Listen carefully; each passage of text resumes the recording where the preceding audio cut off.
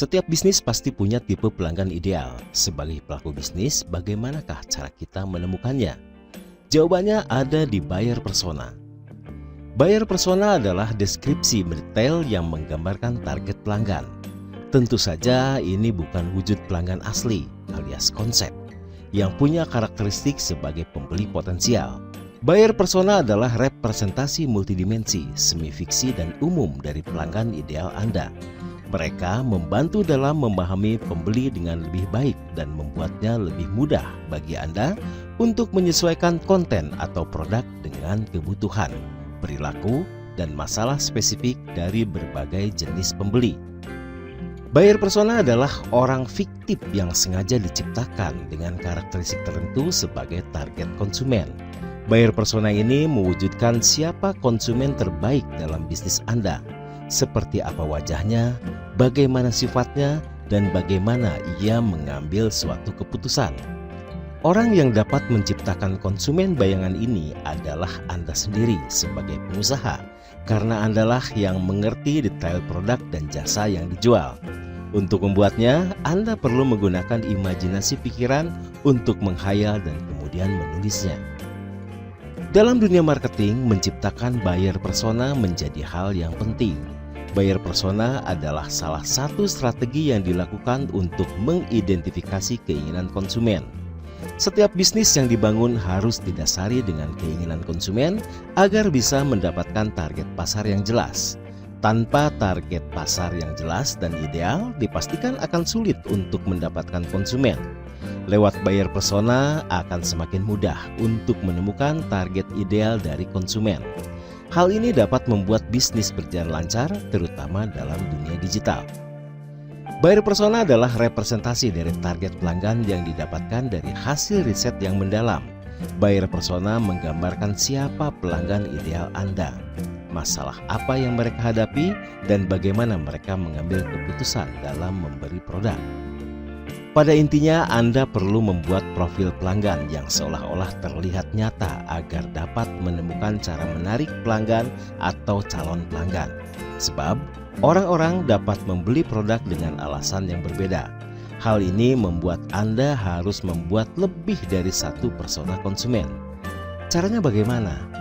Anda bisa melakukannya mulai dari pengumpulan data, tingkah laku, hingga cara mereka mengambil keputusan saat membeli produk atau layanan. Semakin detail Anda membuatnya, maka akan semakin baik. Anda mungkin tidak bisa mengenali setiap pelanggan satu persatu. Akan tetapi dengan membuat persona konsumen, setidaknya Anda mampu untuk mengidentifikasi setiap basis pelanggan yang ada. Sejatinya, buyer persona adalah salah satu komponen penting dalam strategi marketing Anda. Beberapa keuntungan yang Anda dapatkan dari membuat buyer persona antara lain, yang pertama, Anda dapat dengan mudah mengidentifikasi kebutuhan dan keinginan konsumen terhadap produk yang Anda tawarkan ke pasaran. Yang kedua, Anda dapat memahami bagaimana konsumen Anda mengambil keputusan sehingga Anda dapat menentukan target pemasaran dan membuat penjualan Anda berjalan lebih baik. Yang ketiga, dengan mudahnya Anda mengidentifikasi kebutuhan dan keinginan konsumen, Anda dapat mengembangkan sebuah produk baru yang sesuai dengan kebutuhan dan keinginan konsumen Anda. Yang keempat, membuat Anda mudah untuk menentukan strategi pemasaran yang tepat. Dan yang kelima, membuat strategi pemasaran Anda menjadi lebih efektif dan efisien. Bagaimana cara menciptakan buyer persona? Untuk membuat buyer persona, Anda perlu mencari tahu beberapa info dari target audiens, mulai dari data pribadi, kebiasaan, kesulitan, sampai tujuan yang ingin dicapai audiens. Yang pertama, data pribadi. Ada beberapa data pribadi yang perlu Anda cari tahu. Caranya cukup memperoleh jawaban dari beberapa pertanyaan sebagai berikut. Apa jenis kelamin konsumen? Berapa umur konsumen? Di mana konsumen ini tinggal?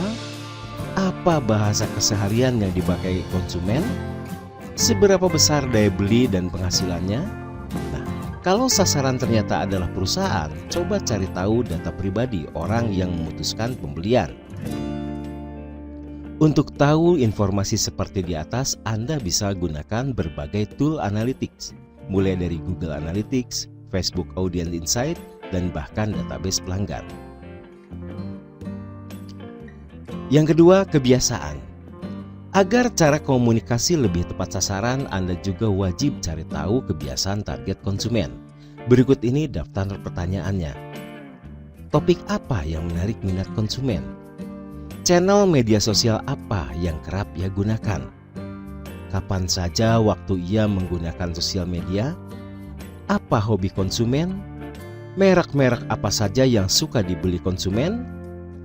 Untuk mengetahui kebiasaan konsumen, Anda bisa memanfaatkan beberapa marketing tools, misalkan Keyhole.co, Hootsuite, dan sebagainya. Yang ketiga, kesulitan yang dirasakan. Anda harus memahami kesulitan yang dirasakan konsumen.